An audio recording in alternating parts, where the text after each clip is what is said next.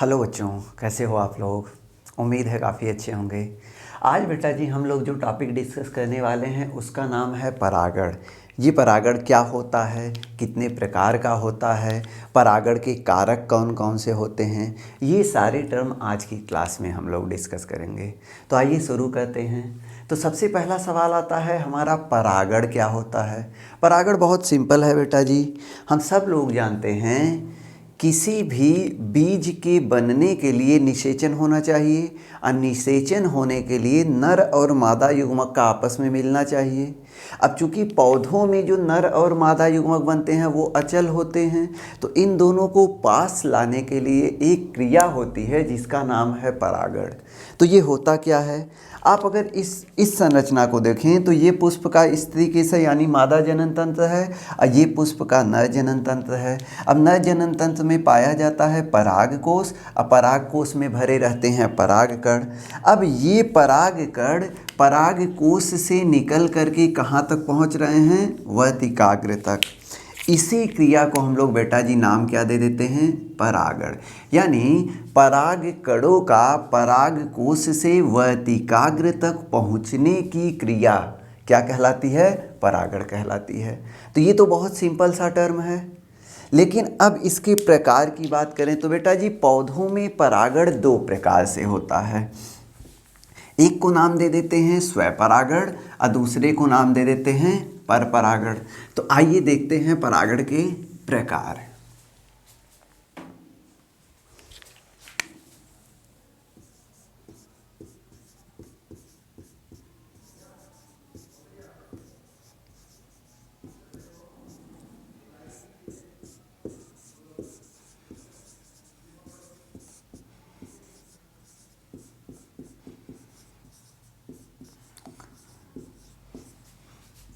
बेटा जी अभी हमने बताया पौधों में परागण कितने प्रकार से होता है, दो प्रकार से।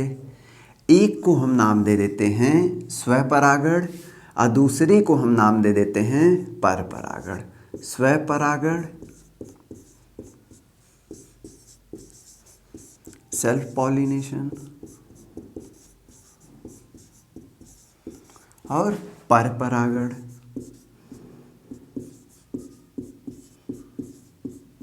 Cross pollination.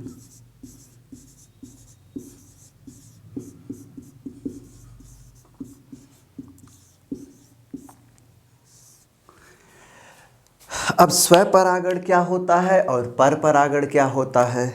देखो बेटा जी, अगर परागण की क्रिया एक ही पौधे के बीच हो रही है तो इसे हम नाम क्या देंगे, स्वपरागण।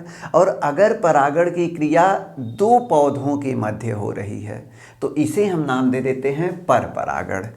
अब इसको समझने के लिए थोड़ा सा हम एक एग्जाम्पल से समझाते हैं। देखो बेटा जी, अब यहाँ पे मैंने दो पौधों के पुष्प की संरचना हमने बता दिया है। अब पहला केस हमारा बन सकता है पराग कोश से पराग कण यहाँ पर जाएं, यानी एक पुष्प के पराग कण उसी पुष्प के वर्तिकाग्र पे पहुँच जाएं। ये हमारा पहला केस बना। या दूसरा केस क्या हो सकता है, एक पुष्प के पराग कण उसी पौधे के दूसरे पुष्प के वर्तिकाग्र पे चले जाएं। तो दो केस बना। अब इन दोनों में अगर आप ध्यान से देखें तो दोनों में एक ही पौधे के बीच परागण हो रहा है। तो बेटा जी ये दोनों के दोनों हमारे किसके अंतर्गत आ जाएंगे, स्वपरागण के अंतर्गत आ जाएंगे। लेकिन बेटा जी यहाँ तीसरा केस हमारा बन सकता है, इस पुष्प का परागकण निकला और दूसरे पौधे के पुष्प के वर्तिकाग्र पे गया। तो यहाँ पे परागण दो पौधों के मध्य हो गया, तो इसे बेटा जी हम लोग नाम दे देते हैं परपरागण। अब जैसे हमने कहा स्वपरागण में भी दो भाग हैं, तो यानी स्वपरागण भी दो प्रकार से होता है। एक को नाम दे देते हैं स्वयुग्मन, स्वयुग्मन ऑटोगैमी,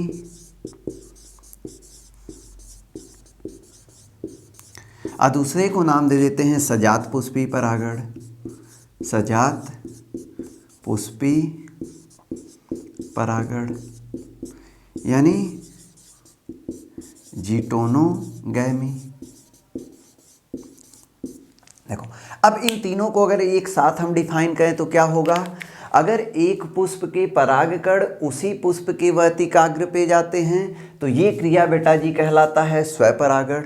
अगर एक पुष्प के परागकण उसी पौधे के दूसरे पुष्प के वर्तिकाग्र पे जाएं तो इसे हम कह देते हैं सजात पुष्पी परागण। चूंकि दोनों के दोनों केस में परागण एक ही पौधे के मध्य हो रहा है तो इसीलिए इसे हम नाम दे देते हैं स्वपरागण। अब अगर तीसरे केस में बात करें तो अगर एक पुष्प के परागकण उसी जाति के दूसरे पौधे के पुष्प के वर्तिकाग्र पे जाते हैं तो यह क्रिया कहलाता है परपरागण। परपरागण को एक और नाम से जानते हैं बेटा जी, जिसका नाम है xenogamy. Xenogamy.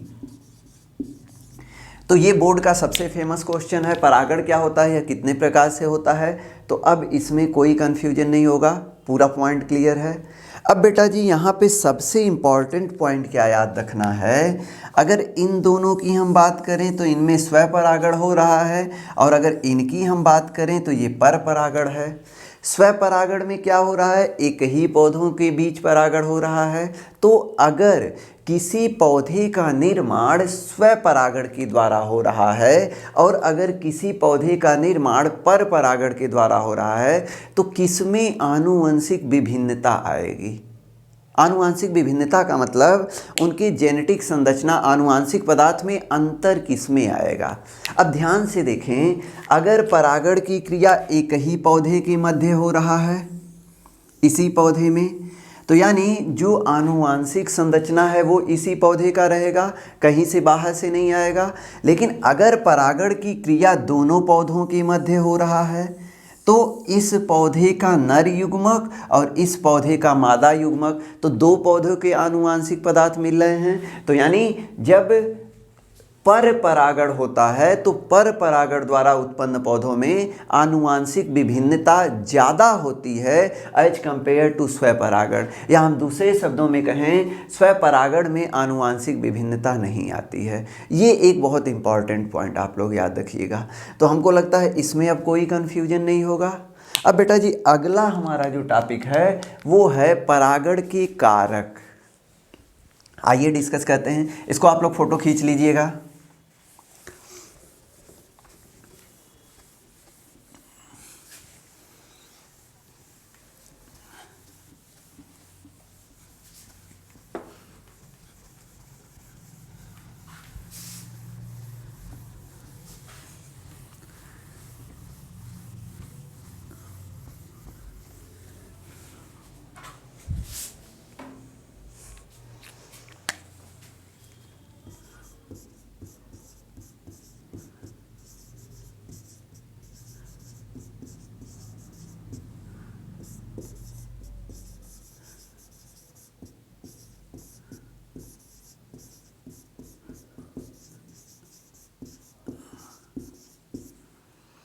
Agent of pollination, परागण के कारक। अब बेटा जी अगर हम परागण की बात करें तो परागण में परागकण पराग कोश से निकल करके कहाँ जा रहे हैं, वर्तिकाग्र तक। तो ये अपने आप तो जाएंगे नहीं, इनको ले जाने वाला कोई ना कोई चाहिए। तो जो ले जाएगा उसी को हम नाम क्या दे देते हैं, कारक। यानी परागकणों को पराग कोश से वर्तिकाग्र तक पहुंचाने का काम जो करता है वो हमारा कहलाता है परागण के कारक। अब परागण के कारक दो प्रकार के होते हैं, अजैविक यानी एबायोटिक और जैविक यानी बायोटिक। अजैविक का मतलब है बेटा जी जिसमें जीवन ना हो, अजैविक का मतलब होता है जिसमें जीवन हो। अब जीवन ना हो तो ऐसे इसके अंतर्गत दो एग्जाम्पल हमारे आते हैं। पहला हमारा आता है वायु और दूसरा हमारा आता है जल। और जबकि जैविक में जीवन हो तो जीवन में यानी जितने भी प्रकार के जंतु होते हैं सारे के सारे उसमें आ जाएंगे जो परागण क्रिया में भाग लेते हैं। तो कौन कौन आएंगे अभी हम उसको डिस्कस करेंगे। पहले इस पे आते हैं। देखो बेटा जी, बहुत सारे पौधे ऐसे होते हैं जिनमें परागण वायु द्वारा होता है, बहुत सारे ऐसे हैं जिनमें जल द्वारा होता है। लेकिन अगर हम बात करें अधिकांश पौधों में परागण कैसे होता है, तो आप नाम क्या याद रखोगे?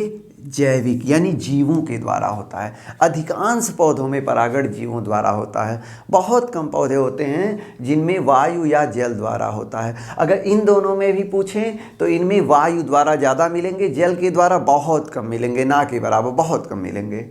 अब जैसे हम कहें वायु द्वारा किसमें होता है, अगर हम एग्जाम्पल की बात करें तो जैसे आपने नाम सुना होगा पपीता,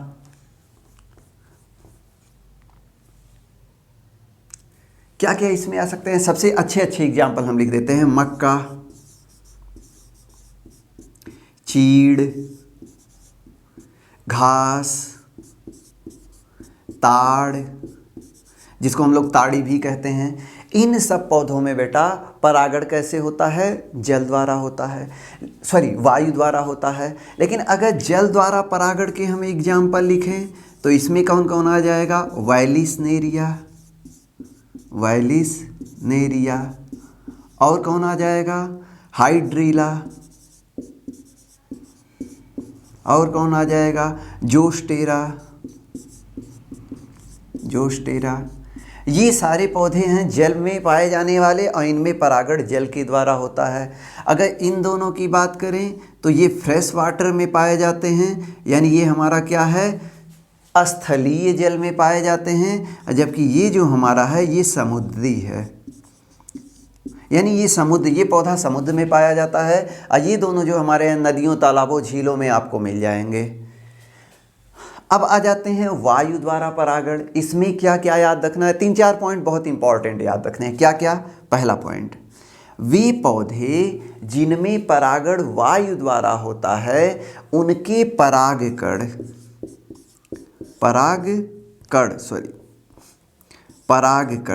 कैसे होते हैं बेटा? हल्के होते हैं और कैसे होते हैं? अचिपचिपे होते हैं, चिपचिपे। ये क्या मतलब है? अगर बेटा जी किसी पौधे में परागण वायु द्वारा होता है तो उसका परागकण हल्का होगा, नहीं तो हवा से उड़ ही नहीं पाएगा। और दूसरा अचिपचिपे मतलब किसी से चिपकेंगे नहीं, अगर किसी से चिपक जाएंगे तो वायु द्वारा हो नहीं पाएगा। तो ये 2 पॉइंट याद रखना है। दूसरा पॉइंट क्या याद रखेंगे? वे पौधे जिनमें परागण वायु द्वारा होता है उनके स्त्री केसर कैसे होते हैं? तो अगर स्त्री केसर की बात करें तो ये लंबे होते हैं, पतले होते हैं और बिखरे हुए होते हैं, बिखरे हुए। जैसे एक एग्जाम्पल सब लोग देखे होंगे, मक्का का पौधा सब लोग देखे होंगे। मक्के में आप देखेंगे सामने की तरफ खूब सारे पतले पतले बालनुमा संरचना निकले रहते हैं। तो बालनुमा संरचना कुछ और नहीं है, हमारा स्त्री केसर का भाग है। स्टाइल जो होता है बहुत लंबा होता है उसमें। तो स्त्री केसर यानी वायु द्वारा जिनमें परागण होता है उनके स्त्री केसर लंबे होंगे, पतले होंगे और बिखरे रहेंगे। और क्या इसमें याद रखना है? तीसरा पॉइंट क्या याद रखेंगे? वे पौधे जिनमें परागण वायु द्वारा होता है इनमें परागकण बहुत ज़्यादा मात्रा में बनते हैं। ज़्यादा का मतलब है इनकी संख्या लाखों से करोड़ों तक होती है। जैसे अगर हम मक्के की बात करें तो मक्के के एक पुष्प में परागकणों की संख्या लगभग 2 करोड़ के आसपास होती है। क्यों ऐसा होता है? क्योंकि बेटा अगर वायु द्वारा हो रहा है, हवा इधर से उधर चली तो इधर के उधर चले जाएंगे, परागण हो नहीं पाएगा, चांस बहुत कम होते हैं। तो इनमें परागकण बहुत ज़्यादा मात्रा में बनते हैं। तो ये पॉइंट भी आप लोग याद रखिएगा। एक और पॉइंट याद रखिएगा, वे पौधे जिनमें परागण वायु द्वारा होता है वो सामान्यतः एक लिंगी होते हैं। जरूरी नहीं है लेकिन मुख्यतः ज़्यादातर पौधे आपको एक लिंगी मिलेंगे। तो ये इतना पॉइंट आप किसमें याद रखेंगे? वायु के द्वारा परागण। अब आ जाते हैं जल के द्वारा परागण। तो हमने इसमें 3 एग्जाम्पल लिखा है, वैलिस्नेरिया, हाइड्रीला, जोस्टेरा। वैलिस्नेरिया, हाइड्रीला जनरली हमारे नदियों, तालाबों, झीलों में मिल जाते हैं, लेकिन जोस्टेरा हमारा समुद्र में पाया जाने वाला पौधा है। अब इनमें क्या क्या पॉइंट आप लोग याद रखेंगे? इनमें भी बेटा कुछ इंपॉर्टेंट हैं, याद रखने हैं। क्या? जैसे जल द्वारा जिन पौधों में परागण होता है उनके परागकण के चारों तरफ श्लेष्म का आवरण पाया जाता है। श्लेष्म का आवरण, इसका क्या मतलब है बेटा जी? देखो, ये जो हमारे पौधे हैं, इन पौधों के जो पुष्प होते हैं वो सतह पर आ जाते हैं और सतह पे बिखरे रहते हैं, और जबकि परागकण निकलते हैं जल में, तो जल से वो निकल करके बाहर सतह पे आते हैं और मादा पुष्प यानी पुष्प के मादा जनन अंग से टकराते हैं। तो इनके परागकण जल में एकदम भीगे रहते हैं और जल में भीगे रहने की वजह से इनमें सड़न ना हो, जल को अवशोषित करके ये फटे ना, इसलिए इनके चारों तरफ श्लेष्म का आवरण पाया जाता है, जो जल को यानी श्लेष्म का आवरण जो होता है जल से परागकणों को बचाए रखता है। तो ये पॉइंट आप लोग याद रखिएगा। दूसरा और सबसे इम्पॉर्टेंट पॉइंट याद रखना बेटा जी, क्या वे सारे पौधे जो जल में पाए जाते हैं उनमें परागण जल द्वारा ही होगा? बता सकते हो? नहीं, जितने भी पौधे जल में पाए जाते हैं उनमें परागण जल द्वारा नहीं होता है। जैसे हम एग्जाम्पल की बात करें, आप नाम सुने होंगे जलकुंभी, आप नाम सुने वाटर हाइसिंथ बोलते हैं, कुमुदनी जिसको वाटर लिली बोलते हैं, कुमुदनी, जैसे हो गया कमल का पौधा, ये सारे के सारे हमारे जलीय पौधे हैं। कैसे पौधे हैं? जलीय। लेकिन अगर इनमें हम परागण की बात करें तो इनमें बेटा जी परागण या तो कीटों के द्वारा होता है या फिर वायु द्वारा होता है। तो ये पॉइंट सबसे इम्पॉर्टेंट है, आप लोग याद रखिएगा। वे सारे पौधे जो जल में पाए जाते हैं जरूरी नहीं है उनमें परागण जल द्वारा ही हो। एग्जाम्पल जैसे जलकुंभी हो गया, कुमुदनी हो गया, कमल हो गया, ये जलीय पौधे हैं, लेकिन इनमें परागण किसके द्वारा होता है? कीटों के द्वारा या वायु के द्वारा होता है। तो ये पॉइंट भी आप लोग अच्छे से याद रखिएगा। अब हमको नहीं लगता इसमें कोई कन्फ्यूजन होगा। हाँ, एक चीज़ और सबसे इम्पॉर्टेंट मैं यही बता देता हूँ, अभी आगे उसको डिस्कस करेंगे।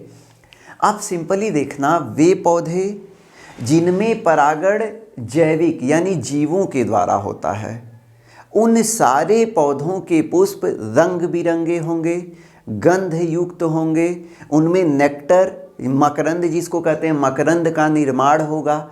इन सब का काम ही यही है बेटा जी, कीटों को अपनी तरफ आकर्षित करना।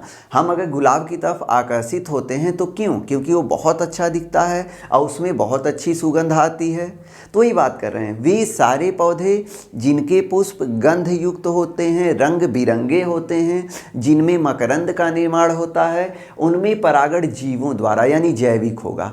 लेकिन अगर अजैविक की हम बात करें तो वे पौधे जिनके पुष्प रंग बिरंगे नहीं हैं, जिनके खुशबूदार नहीं हैं, जिनमें मकरंद का निर्माण नहीं होगा, उनके पास कीट क्यों जाएंगे? जाएंगे ही नहीं। तो इनमें परागण कैसा होता है? अजैविक। अजैविक यानी वायु द्वारा या जल द्वारा।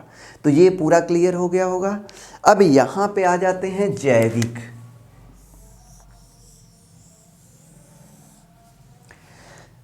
नाम से ही क्लियर है, जैविक मतलब जिसमें जीवन हो। अब अगर इसके एग्जाम्पल की हम बात करें, कौन कौन से ऐसे जीव हैं जो मुख्यतः परागण में भाग लेते हैं, तो जो सबसे पहला नाम आता है वो है हमारा मधुमक्खी। मधुमक्खी। और क्या आ जाएगा इसमें? जैसे हमारी चींटी आ जाएगी, जैसे हमारी तितली आ जाएगी, जैसे हमारे बर्र आ जाएंगे, छोटे छोटे एकदम पाए जाते हैं।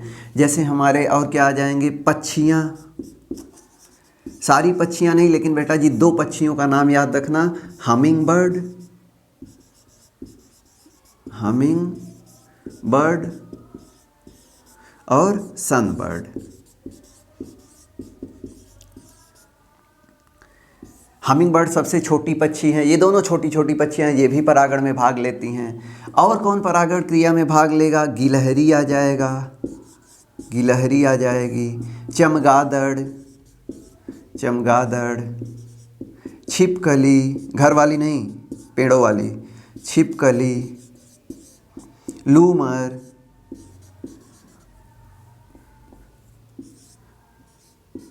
ये हमारा बेटा जी बंदर की एक प्रजाति है कह सकते हैं। तो ये सारे के सारे हमारे जीव हैं जो परागण क्रिया में भाग लेते हैं। अब हम आपको बता दें, अभी हमने बताया वे सारे पौधे जिनमें परागण जीवों द्वारा होता है उनके पुष्प रंग बिरंगे होंगे, बड़े होंगे, एकदम गंध युक्त होंगे, उनमें मकरंद होता है। तो एक्चुअल में ये परागण करने नहीं जाते हैं, ये तो जाते हैं मकरंद लेने, उनके पुष्प के भाग को खाने जाते हैं, उनसे मकरंद चूसने जाते हैं। लेकिन पुष्प के परागकण उनके शरीर पे लग जाते हैं और वो जब दूसरे पुष्प पे जाते हैं तो परागण क्रिया हो जाती है। तो ये पॉइंट याद रखिएगा। और भी इसमें बहुत सारे संबंध हैं, जैसे आपने एक पौधे का नाम सुना होगा एमार्फोफिलस, टालेस्ट फ्लावर, इसकी हाइट लगभग 6 फीट की होती है। इस पौधे के पुष्प में बहुत सारे ऐसे जीव हैं जो अपने अंडे दे देते हैं। तो परागण तो कहते हैं लेकिन उसका बेनिफिट भी ले रहे हैं, लाभ भी ले रहे हैं।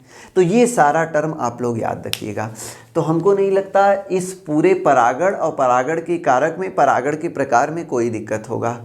तो उम्मीद है ये पूरा समझ गया होगा बेटा जी। एक बार और अच्छे से देख लेना, इसको नोट कर लेना, सारे पॉइंट, सारे इंपॉर्टेंट पॉइंट हैं। चलिए अगले लेक्चर में मिलते हैं। Thank you.